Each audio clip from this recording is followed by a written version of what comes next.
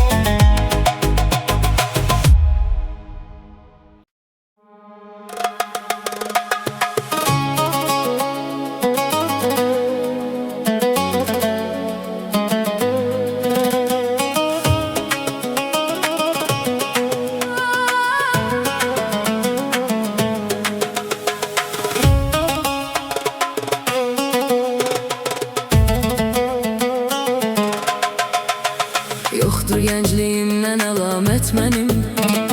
Gəncliyimə çəkən çəkdi xət mənim. Cismimi yandırdı məhəbbət mənim. İndi də ruhum yanar, çox qorxuram. Qorxuram ki qəfil çıxıb gedərsən, ümidlərimi paramparça edərsən, məndən alıb ürəyini verərsən. Hansısa bir insana çox qorxuram.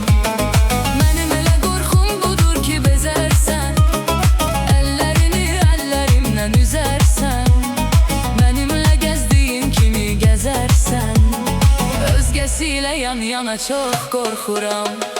Qorxuram, qorxuram, düşərəm həsrət hicrana, çox qorxuram.